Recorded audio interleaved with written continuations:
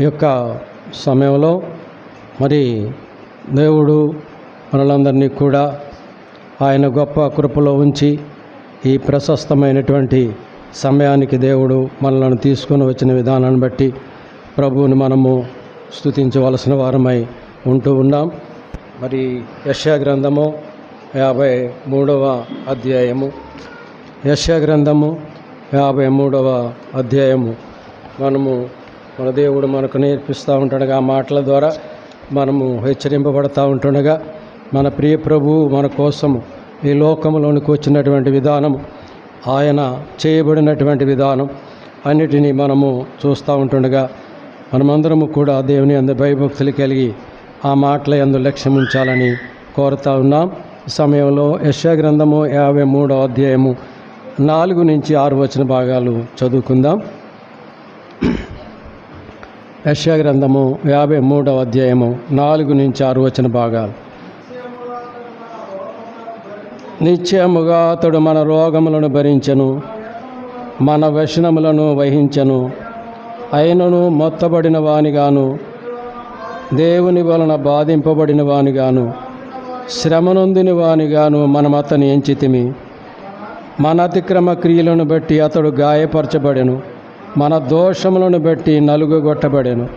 మన సమాధానార్థమైన శిక్ష అతని మీద పడెను, అతడు పొందిన దెబ్బల చేత మనకు స్వస్థత కలుగుచున్నది.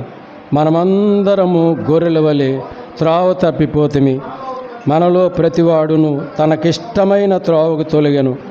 యెహోవా మనందరి దోషము అతని మీద మోపెను. కరుణా సంపన్నుడా, మా ఆత్మల కాపరి యేసుక్రీస్తు ప్రభువా, మీకు స్తోత్రాలు స్తుతులు చెల్లిస్తూ ఉన్నా. సమస్తానికి ఆధారభూతుడవు, సమస్తాన్ని సృజించిన వాడవు, సమస్తాన్ని నిర్వహిస్తున్న దేవుడవు, గొప్ప దేవుడవై ఉండగా మా కొరకునైనా పరలోకం విడిచి భూలోకానికి దిగివచ్చి మా కోసము మీరు చేయబడిన రీతి, మేము ఈ లోకములో ఎవరి దారిలో వారు తిరుగుతూ ఉంటుండగా, అలా తిరిగిన ఆయన ఈ లోకం విడిచినట్లయితే నరకమని, మీరే మనల్ని ప్రేమించి నరకము నుండి తప్పించాలని ఈ లోకములోనికి వచ్చి మా కొరకు మీరు ఆ యొక్క కల్వరి శిలువలో బలి అయిపోయి మరణైన ప్రభువు మరణైన శ్రమలను అనుభవించుట తండ్రికి ఇష్టమై ఎంతగానో ఆయన సంతోషించినటువంటి విధానం, అలాగే నాయన మరలా నా ఆత్మను నాకు దయచేయమని మీరు చేసిన ప్రార్థన అంగీకరించి మా తండ్రి మరణమును మరణైన ఈ లోకంలో ఉన్నటువంటి మరణము ఆయన అపవాది, మరణ బలము కలిగినటువంటి అపవాదిని జయించి మా తండ్రి ఆ మృత్యు యొక్క ముళ్ళుని విరగదీసిన విధానం బట్టి మిమ్మల్ని స్తుతిస్తూ ఉన్నాం. ఆ రక్తధారలలో మేము కడగబడిన వారమై ఇంకా మేము స్తుతిస్తూ ఉంటుండగా అనేకులకి ఈ భాగ్యం లేదు, వారి కోసం ప్రార్థన చేస్తూ ఉన్నాం. అనేకులు ఆత్మరక్షణ పొందవలసి ఉంటుండగా మీరే సహాయం దయచేయమని, రక్షణ లేని వారికి రక్షణ, రక్షింపబడిన వారు మరింత బలపడినట్లుగా మీరే సహాయం దయచేయమని యేసుక్రీస్తు వారి దివ్యమైన నామమున అడిగి వేడుచున్నాను మా పరమ తండ్రి, ఆమేన్. ప్రియులారా, దేవుని యొక్క మాట పరలోకపు బాట. దేవుని యొక్క మాట పరలోకానికి, నేనే మార్గమును సత్యమును జీవమునై ఉన్నానని ప్రభువారు సెలవిచ్చారు. ప్రియులారా, ఆయన మార్గం, ఆ వాక్కు ద్వారా మనము ఈ లోకంలో జీవిస్తూ ఉన్నాం. అనేకులు ఈ భాగ్యం లేకుండా నశించిపోతూ ఉన్నారు. నశించిన దానిని వెతికి రక్షించడానికే మన ప్రియ ప్రభు ఈ లోకంలోనికి అరుదించాడు. ప్రియులారా, మనం చూసినట్లయితే మరి 4 నుంచి 6 వచన భాగాలు మనము చదువుకున్నాం, మరి పఠనం చేసుకున్నాం. అయితే గత వారంలో మరి ఒక మాటను మనం ఆగిపోయాం. ఆ మాట కూడా మనము ఏ మాట మనం మాట్లాడుకున్నాం, అసలు ఏ మాట మాట్లాడుకున్నాము? ఆయన ఏమయ్యాడు మన కోసము? వ్యసనాక్రాంతుడయ్యాడు అనగా దుఃఖపుత్రుడుగా, విలాప ప్రవక్తగా ఈ లోకములో ఆయన చేయబడినటువంటి రీతి మనము చూసాం కదండి. అయితే ఆయన చేయబడినటువంటి రీతిని చూసినటువంటి మనము ఆయన మన కోసము ఎలా అయిపోయాడో యోహాను సువార్త 1వ అధ్యాయము 10-11 వచనాలు చదువుకొని ముగించాము. ఈ మాటలు మళ్ళా కొనసాగుదాం. కొన్ని మాటలు 10-11 వచనాలు. ఆయన లోకములో ఉండెను, లోకం ఆయన మూలముగా కలిగెను, కానీ లోకం ఆయనను తెలుసుకొనలేదు. ఆయన తన స్వకీయుల యొద్దకు వచ్చెను, ఆయన స్వకీయులు ఆయనను అంగీకరింపలేదు.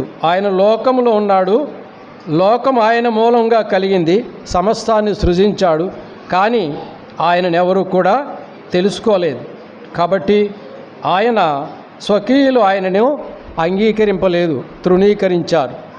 కాబట్టి ఆయన మరి అన్యులమైనటువంటి మనందరికి కూడా ఈ భాగ్యాన్ని దేవుడు ఇచ్చారు. కాబట్టి మనం ప్రభువుని మరి స్తుతించవలసిన వారమై ఉంటూ ఉన్నాం. మరి అనేకులు ఈ రక్షణ భాగ్యం లేకుండా నశించిపోతూ ఉన్నారు. ఎందుకు ఈ విధంగా రక్షణ లేకుండా ఉంటున్నారు అని మనము ఆలోచన చేసుకున్నప్పుడు ఆయన మనము వారి యొక్క మనోనేత్రాలకు గ్రుడ్డితనము కలుగు చేశాడు. ఎవరు కలుగు చేశారు? కొరింథీ 2వ పత్రిక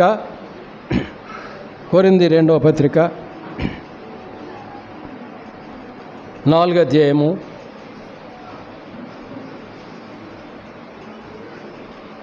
4వ వచన భాగం చదువు జాగ్రత్తగా మాటను. 4వ అధ్యాయము 4వ వచన భాగం. దేవుని స్వరూపైన క్రీస్తు మహిమను కనుపరుచు సువార్త ప్రకాశము వారికి ప్రకాశింపకుండు నిమిత్తము ఈ యుగ సంబంధమైన దేవత అవిశ్వాసులైన వారి మనోనేత్రములకు గుడ్డితనము కలుగజేసెను. ప్రియులారా, ఈ యుగ సంబంధమైనటువంటి దేవత ఎవరు?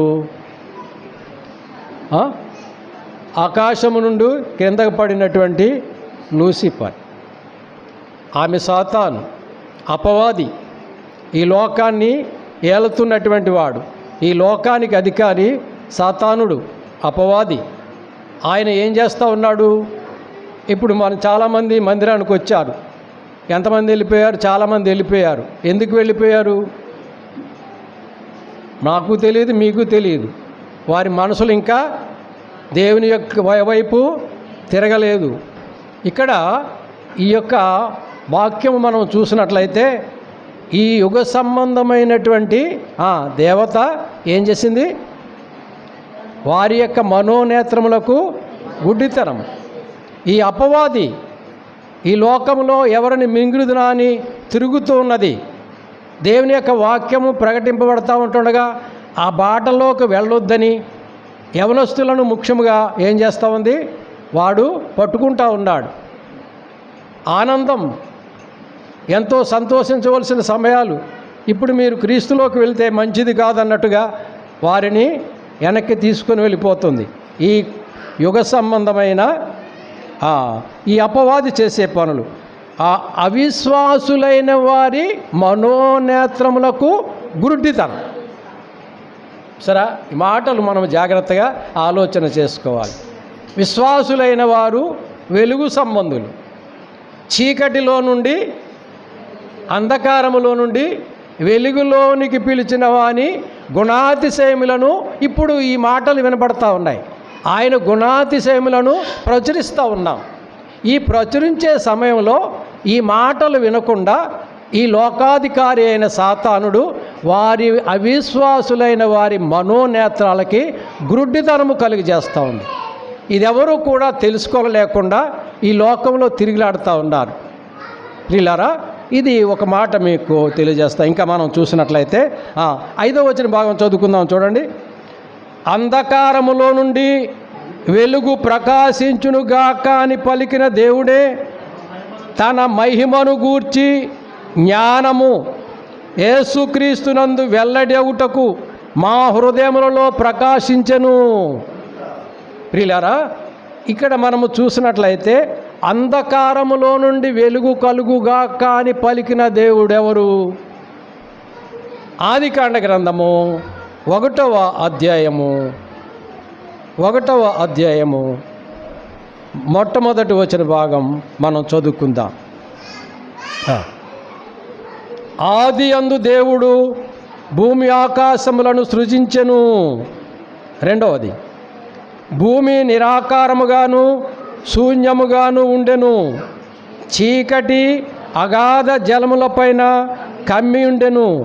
దేవుని ఆత్మ జలములపైన అల్లాడుచుండెను. మూడవ వచన భాగం, దేవుడు వెలుగు కమ్మని పలుకగా వెలుగు కలిగెను. వెలుగు మంచిదైనట్టు దేవుడు చూసెను. దేవుడు వెలుగును చీకటిని వేరుపరిచెను. దేవుడు వెలుగుని చీకటిని వేరుపరిచాడు.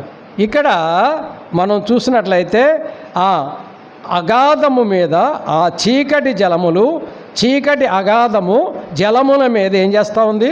పైన కమ్ముకొని ఉన్నది.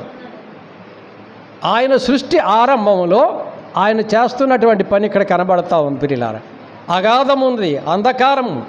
ఈ అంధకారములో నుండి దేవుడు ఏమన్నాడు?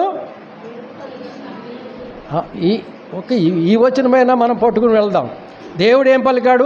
అంధకారములో నుండి వెలుగు కలుగుగాక అని పలికిన దేవుడే. ఈ కొరింథీ 2వ పత్రిక 4వ అధ్యాయము 5వ వచన భాగములో దేవుడే తన మహిమను గూర్చిన జ్ఞానము యేసుక్రీస్తునందు వెల్లడిపరచటానికి, యేసుక్రీస్తు ప్రభు ఈ లోకంలోనికి వచ్చారు. ఆయనేందు ఆ జ్ఞానము నింపబడి ఉన్నది. ఆ జ్ఞానము ఎరిగిన వారందరూ కూడా ఇప్పుడు ఏం చేస్తూ ఉన్నారు? ప్రకటన చేస్తూ ఉన్నారు. చూసినట్లయితే దేవుడే తన మహిమను గూర్చిన జ్ఞానము యేసుక్రీస్తునందు వెల్లడిపరచుటకు మా హృదయములలో ప్రకాశించెను. ఎవరి హృదయాల్లో ప్రకాశించాడు? ఆయన నమ్మిన వారి హృదయాలన్నిటిలో కూడా ప్రకాశించాడు. ఇప్పుడు యోహాను సువార్త ఇందాక చదువుకున్నాం కదా, మొట్టమొదటి వచనం,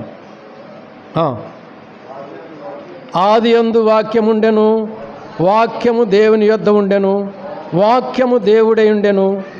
ఆయన ఆది యందు దేవుని యొద్ద ఉండెను.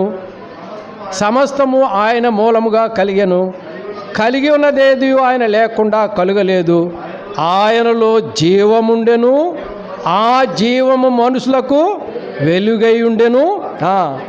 ఆ వెలుగు చీకటిలో ప్రకాశించుచున్నది. కానీ చీకటి ఎవరు? అవిశ్వాసులైన వారు. చీకటి ఆ చీకటిలో ప్రకాశిస్తూ ఉన్నది, కానీ వారు దానిని గ్రహింపలేదు.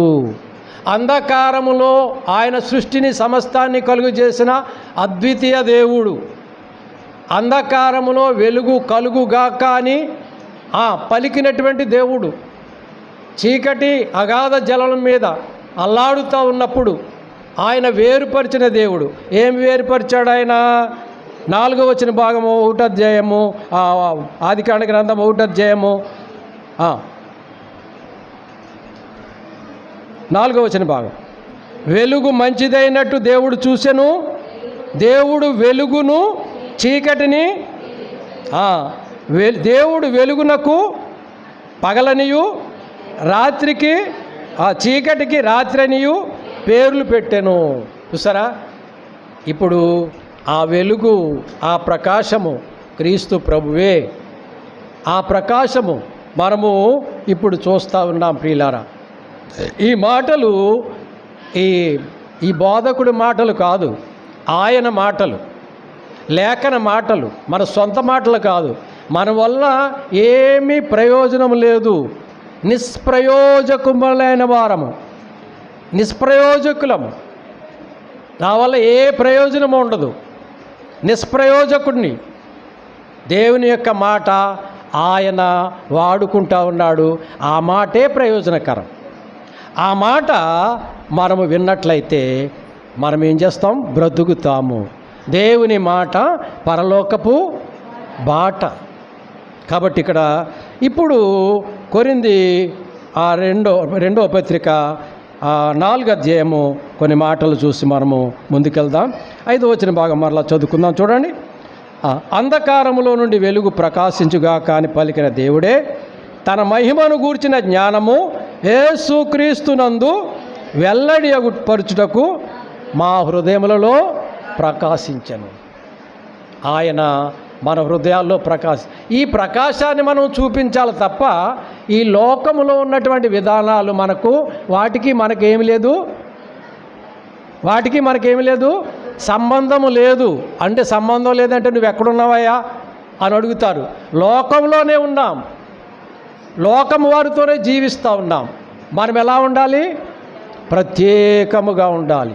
యేసుక్రీస్తు ప్రభు ఈ లోకంలోనే ఉన్నాడు, లోకంలోనే 33.5 సంవత్సరాలు జీవించాడు. ఆయనలో లోకం వెళ్ళిందా? లేదు. ఆయనలో జీవం మనకు వచ్చింది, ఆయనలోకి లోకం లేదు. ఈనాడు సంఘంలోకి ఏమొస్తుంది? సంఘము లోకంలో కనబడతా ఉంది. ఈ యొక్క దేవుని యొక్క సువార్త బయటికి అంధకార, ఈ యొక్క దేవత, ఈ యొక్క సాతానుడు, ఈ యొక్క లోకాధికారి, ఈ అపవాది మొట్టమొదటిగా అవ్వమ్మను మోసం చేసి సర్పం రూపంలోండి మోసం చేశాడు. వాడు కుయుక్తితో మోసం చేస్తూ ఉన్నాడు. ఈనాడు కూడా అలాగే చేస్తూ ఉన్నాడు. కాబట్టి ఇప్పుడు చూసినట్లయితే 6వ వచనం భాగం చదువుతున్నాడు. కనుక మేము మమ్మును గూర్చి ప్రకటించుకొనుట లేదు. అక్కడే రాస్తుంది చూడండి. మమ్మును గూర్చి ప్రకటించుకొనుట లేదు. చదవండి. క్రీస్తు యేసును గూర్చి ఆయన ప్రభువనియు మమ్మును గూర్చి యేసు నిమిత్తము మేము మీ పరిచారకులమనియు ప్రకటించుచున్నాం. ప్రియులారా, చాలామంది సేవకులు ఏమంటారు? పాస్టర్ గారు అని పిలిపించుకుంటారు, రెవరెండ్ అని పిలుచుకుంటారు, బిషప్లు అని పిలిపించుకుంటారు, ఎన్నెన్నో పేర్లు పెట్టించుకుంటారు. ఇక్కడ దేవుడి వాక్యం ఏముంది? పరిచారకుడు, పనిచేసేవాడు, పెద్దలైన వారైనా సేవకుడైనా ఎవరైనా పనిచేసేవాడు సేవకుడు, కావలి కాయవాడు.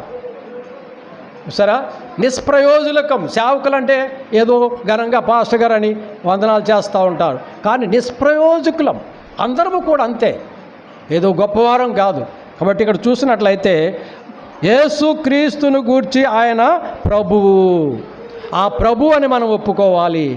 ఆ ప్రభువుగా వారు చూడలేదు, యేసుక్రీస్తుగా వారు చూడలేదు, మెస్సయ్యగా చూడలేదు, ఆయన బోధకుడుగా చూశారు. రబ్బీ, బోధకుడా, ఇదే మాటలు. కానీ ఆయనను క్రీస్తు ప్రభు అని ఎవరు కూడా పలకలేదు. ఒక్క పేతురు గారి ద్వారా అందరూ కూడా ఇలా అనుకుంటున్నారు కదా, మీ శిష్యులైనటువంటి మీరు అందరూ కూడా ఏమనుకుంటున్నారు అన్నప్పుడు వెంటనే పేతురు గారు చెప్పారు, నీవు ఎవరు? క్రీస్తు ప్రభు, దేవుని చేత అభిషేకింపబడి ఈ లోకంలోని క్రీస్తు. ఈ మాట ఎవరితోటి మీరు చెప్పవద్దు. దేవుడే నిన్ను పలికించాడు తప్ప నీ నోటి నుండి మాట నీకు రాలేదు. ఆనాడు అలా ఒప్పుకోలేదు ఎవరు కూడా. సరే, అందుకే ఇక్కడ మనకు తెలియజేస్తూ ఉన్నారు, అంధకారంలో నుండి దేవుని యొక్క మాటలు బయటకు వస్తూ ఉన్నాయి. చీకటిలోని మనము చూసినట్లయితే ఎఫెసీ పత్రిక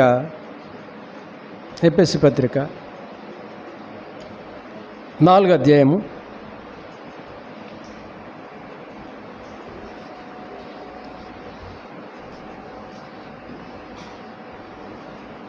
5వ అధ్యాయం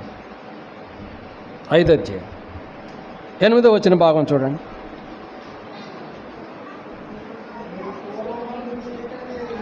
ఇప్పుడు మన పూర్వస్థితి ఏంటో ఇప్పుడు స్థితి ఏంటో తెలియపరుస్తాం.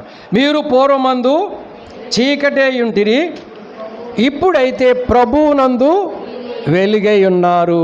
చూసారా ప్రియులారా, ఆయన వెలుగు, ఆ వెలుగుగా ఈ లోకంలోనికి వచ్చాడు. కానీ చీకటి దానిని గ్రహింపలేదు. చీకటిగానే జీవించాలని వారు కోరుకున్నారు. కొంతమంది రక్షింపడ్డారులండి. కానీ ఇక్కడ మనం చూసినట్లయితే ఆయన క్రీస్తు ప్రభువునందు మనకు వెలుగు వచ్చింది తప్ప లేకపోతే మనం చీకటే, అంధకారమే. ప్రభు ద్వారా వెలుగులోనికి మనము వచ్చాం. 9వ వచన భాగం, వెలుగు ఫలము సమస్త విధములైన మంచితనము, నీతి, సత్యమని వాటిలో కనబడతా ఉంది. ఈ వెలుగు మనలో వెలుగు కలిగినటువంటి ఈ మనుషుల్లో నుంచి, రక్షింపబడిన ఈ మనుషుల్లో నుంచి ఎవరు ఎలా చూస్తారు అంటే ఈ వెలుగుని బట్టే చూస్తారు. ఏ వెలుగది? వెలుగు ఫలం ఏంటి? మంచితనము, నీతి, సత్యం. నేనే మార్గమును సత్యమును. నీతిమంతుడైన యేసయ్య అనీతిమంతుల కోసం ఈ లోకంలోనికి వచ్చాడు. ఆయన నీతిని మనం కలిగి ఉన్నాం కాబట్టి నీతి, మంచితనము, తర్వాత సత్యం అని వాటిలో ఉన్నది. కాబట్టి ఇప్పుడు 10వ వచన భాగం చదవండి. కనుక చదవమన్నప్పుడు కొంచెం చదవండి, మాట్లాడుకూరుకోకండి. ప్రభువుకి ఏది ప్రీతికరమో దానిని పరీక్షించుచు వెలుగు సంబంధాల వలె నడుచుకొనుడి. తండ్రికి ఇష్టమైనది మనం చేయాలి. ఇప్పుడు యేసుక్రీస్తు ప్రభు ఏమయ్యాడు? తండ్రికి ఇష్టమైన పని చేశాడు ఆయన. తండ్రికి ఇష్టమేంటి? తండ్రికి ఇష్టమేంటి? కుమారుణ్ణి నలగగొట్టడానికి. కుమారుని మీద ఉమ్మి వేస్తే ఆయన ఇష్టపడతా ఉన్నాడు. కుమారుని పొడుస్తూ ఉంటే ఆయన ఇష్టపడతా ఉన్నాడు. కుమారుని నాగరిచాల వలె వీపు మీద దున్నుతూ ఉంటే ఆయన ఇష్టపడతా ఉన్నాడు. ఆయన మరణిస్తూ ఉంటే, తండ్రి అని పిలుస్తూ ఉంటే ఆయన ఇష్టపడతా ఉన్నాడు. ఎందుకని? ఆయనకి ఇష్టమై ఈ లోకములో ఉన్న నా జనాంగమంతా కూడా నరకానికి వెళ్ళిపోతున్నారు. నీవు బలి అయిన తర్వాత ఆ రక్తధారల్లో ఆ పాపాలు కడుక్కొని నా యొద్దకు వస్తారు. కానీ సమీపించరాని తేజస్సులో అమరత్వము కలిగినటువంటి వాడు మన యొద్దకు వచ్చాడు. సమీపించరాని తేజస్సులో అమరత్వము కలిగిన వాడు, శ్రీమంతుడు, అద్వితీయుడైనటువంటి ప్రభు, రాజులకు రాజు, ప్రభువులకు ప్రభు, అమరత్వము కలిగినటువంటి వాడు మన కోసం వచ్చాడు. అమరుడు అంటే దేవతలు అంటారు, దేవతలంటే ప్రభు, మహిమ కలిగిన వాడు. ఆయన దిగి మన దగ్గరికి వచ్చి ఈ యొక్క కార్యాలు, ఈ యొక్క ఇబ్బందిని ఆయన మన కోసము చేసినటువంటి త్యాగాన్ని మనం చూస్తాం. ఇప్పుడు మనం చూసినట్లయితే వెలుగు సంబంధాల వలె నడుచుకొని 11వ వచన భాగం చూడండి. నిష్ఫలమైన అంధకార క్రియలలో పాలివారై ఉండక వాటిని, అది నిష్ఫలమైన అంధకార క్రియలలో మనం కూడా పాలివారం అయిపోతే, ఇప్పుడు పిలిచారండి తప్పనిసరిగా వెళ్ళవలసి వచ్చిందండి అంటారు. మనం వెళ్ళిన తర్వాత ఏం చేయాలి మనము? ఇప్పుడు ఈ మాటను పట్టుకున్నాను చెప్పండి. అంధకార క్రియలలో మనము పాలు పొందకూడదు. అది ప్రత్యేకత. వెళ్ళాలి, పిలిచిరండి, అందరం వెళ్తాం. వెళ్ళి మనం ఏం పని చేయాలి అక్కడ ఆ పనే చేయాలి. రెండో పని మనము చేయకూడదు. కాబట్టి వాటిలో మనము పాలు పొందకూడదు అని ఇక్కడ తెలియజేస్తా ఉన్నాం. చూడండి 12వ వచన భాగం. ఏలయనగా అట్టి క్రియలు చేయని వారు రహస్యమందు జరుగు ఉంచు పనులను గూర్చి మాటలాడుటేనను అవమానం. ఎందుకు ఇంత ఖచ్చితంగా మనం చెప్తామంటే, రహస్యమందు జరిగించి పనులు ఏం చెప్తారు? ఇన్నాళ్ళు బాగా చెప్పేవారు, ఇప్పుడు ఎవరు మానేశారులేండి. కొట్టుకుంటూ ఉంటే, భార్యాభర్తలు కొట్టుకుంటూ ఉంటే, తిట్టుకుంటూ ఉంటే పెద్దల దగ్గరికి వచ్చి ఏం చేసేవారు తెలుసా? ఏం చేసేవారు? ఏమన్నారమ్మా అంటే, ఆయన ఎలా తిట్టాడో వనక్రాలతోటి, ఆవిడ ఎలాగన్నాడో, ఈవిడ ఎలాగన్నాడో అన్నీ కూడా పెద్దల్లో చెప్పాలి. అర్థమవుతుందా? వీళ్ళు వింటారు, వీళ్ళు వినేవారు. ఏంటి అప్పుడు పరిస్థితులు అవి. కానీ ఆ మాటలు వినదగినవా, మాట్లాడదగినవా? కాదు, మాట్లాడకూడదు, వినకూడదు. కాబట్టి ఆ యొక్క జీవితాలు అలా గడిపారు వాళ్ళు. ఇప్పుడు ఇక్కడ చూసినట్లయితే ఏం చెప్తున్నాడు ఆయన? అట్టి క్రియలు చేయువారు రహస్యమందు జరిగించు పనులను గూర్చి మాటలాడుటైనా కూడా అవమానం. ఆ మాటలు, అమ్మా నేనేదో అన్నారు, ఆ మాట వద్దు, ఉచ్చరింప సఖ్యం కాని మాటలు అన్నారు, తప్పుడు మాటలు అన్నారని చెప్పి సరిపోద్ది. అంతవరకే మనము చెప్పాలి తప్ప మాటలు కూడా మనము వినకూడదని తెలియజేస్తాము. చూడండి, మనము 13వ వచన భాగం. సమస్తమును ఖండింపబడి వెలుగు చేత ప్రత్యక్షపరచబడును. చూసారా, ఖండించబడినప్పుడు మరి మంచేదో చెడేదో తేలిపోతుంది. దానికి సహకారులు అయిపోయినప్పుడు మంచి తెలదు, చెడు తెలదు. చూసారా, దానికి దాసోహం అయిపోయారనుకో పెద్దలు కూడాను, ఏమవుతుంది? కడకి ఏమి తేల్చకుండా చేశారేంటి పెద్దలు, సర్లేదంతా అలా జరుగుతుంది లేరా, అలా జరుగుతుందిలే మాట్లాడుకూరుకున్నారు. అంటే వాళ్ళ తరపున ఏదో మాట్లాడేశారు, నువ్వు నోరు మూసి ఊరుకోరా, నీకెందుకని చెప్పేవారు అన్నమాట. అదేం పనిరా అంటే అదంతే అనేవారు, ఇంకెవరు కూడా మాట్లాడేవారు కాదు. కాబట్టి ఇక్కడ మనం చూసినట్లయితే సమస్తము ఖండింపబడి వెలుగు చేత ప్రత్యక్షపడుతుంది ఒకరోజు. జాగ్రత్త, ప్రత్యక్షపరచబడినది ఏదో అది వెలుగే, వెలుగు జీవితమే. తర్వాత అందుచేత 14వ వచన భాగం, అందుచేత నిద్రించుచున్న నీవు మేల్కొని మృతులలో నుండి లెమ్ము. నిద్రించుచున్న నీవు మేల్కొని మృతులలో నుండి లెమ్ము, క్రీస్తు నీ మీద ప్రకాశించునని ఆయన చెప్పుచున్నాడు. మేము దాంట్లోనే ఉంటామంటున్నారు, మేము లేవలేమంటున్నారు, చచ్చిన స్థితిలో లేవమంటున్నాడు. ఏమంటే మేము బ్రతికి ఆనందంగా జీవిస్తూ ఉంటే, హాయిగా తింటూ ఉంటే చచ్చిపోయారు అంటారేంటని అంటారు ఎవరన్నా అంటే. నా జీవితం కూడా ఒకనాడు చచ్చిన స్థితే. ఇదేంటి చేత చచ్చిపోయాను నేను? అపరాధముల చేత పాపముల చేత చచ్చిన వారమై ఉండగా దేవుడు మనలను ఏర్పరచుకున్నాడు. అదే చెప్తా ఉన్నాడు ఇక, అందుచేత నిద్రించుచున్న నీవు మేలుకొని మృతులలో నుండి లెమ్ము. ప్రియులారా, మృతులలో నుండి లేవాలి. మృతులలో ఎక్కడ ఉన్నాం, ఎక్కడ చచ్చిపోయాం మేము లేవటానికి అంటారు చాలామంది. అంటే దీని ఆత్మీయ అర్థం ఏంటంటే, చనిపోయిన వారిని ఏమంటారు, ఆయన నిద్రిస్తున్నాడే కానీ చావలేదమ్మా అని చెప్తూ ఉంటారు. అదేంటంటే చచ్చిపోతే అంటారు. మరి లోకస్తులు చెప్పే మాట అది. దేవుని ఎరిగిన వారు ఏమంటారు,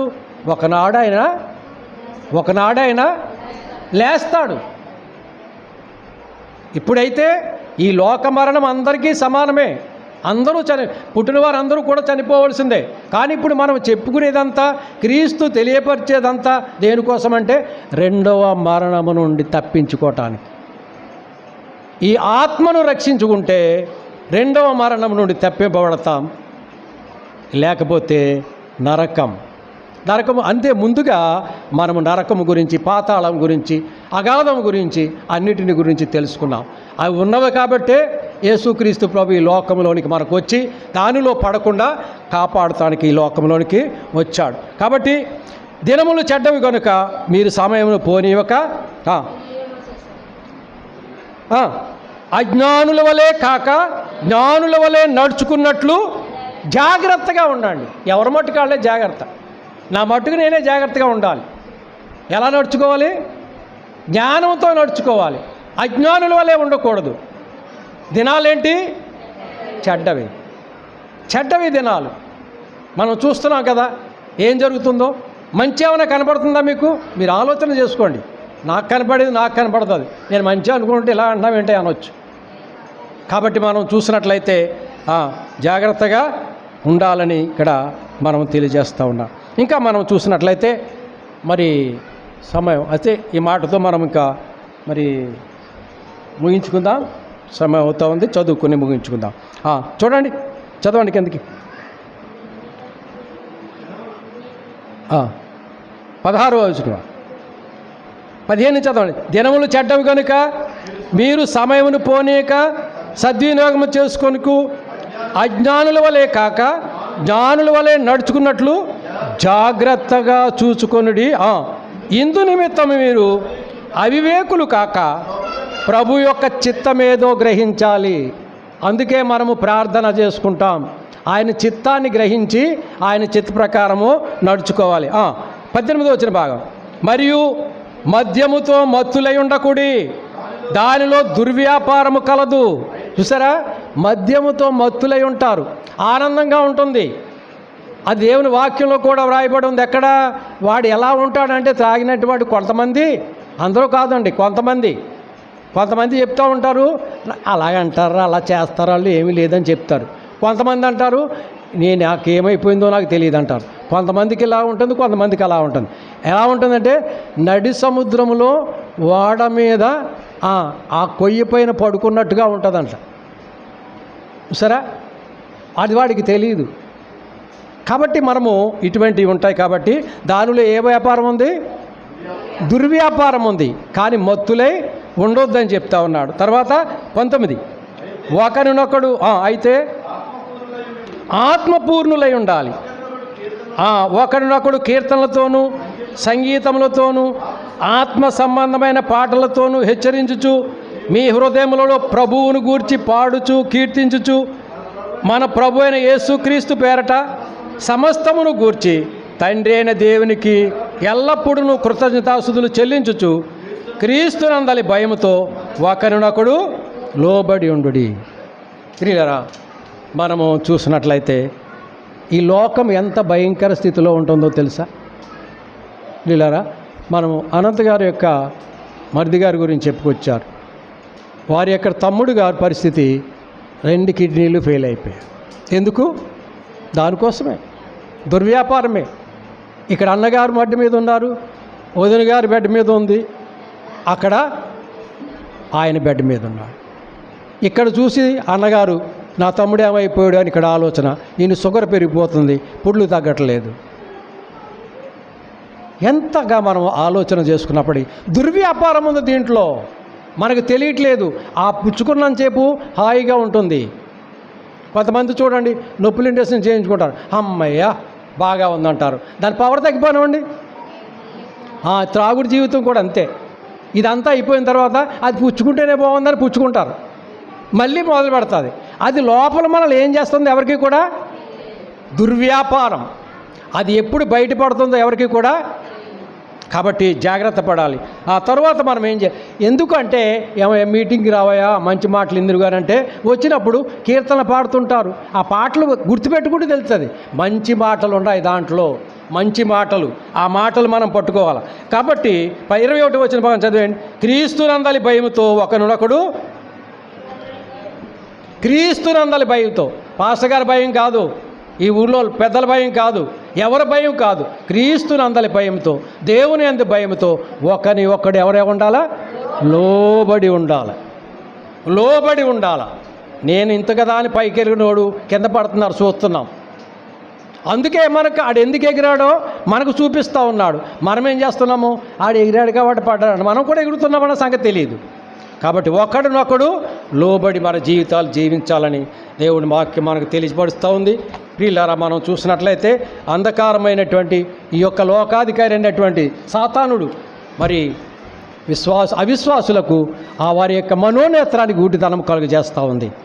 మన నేత్రాలకు, ఈనాట్లకి నేత్రాలకు కాదని, మనోనేత్రం ఇది తెరవకుండా, ఈ హృదయం అనే తలుపు తెరవకుండా మరి పరుస్తుంది. కాబట్టి దానికి జాగ్రత్త పడాలి. మనము దేవుని యందు భయభక్తులు కలిగి జీవించాలి. మరి రక్షణ లేనటువంటి వారు ఈ మాటలు విన్నారు. దేవుని యందు భయభక్తులు కలిగి రక్షణ భాగ్యం కలిగి ఉండాలని నేను కోరుతా ఉన్నాను. దేవుడు అటు కృపను అనుగ్రహించి కాపాడును కాక.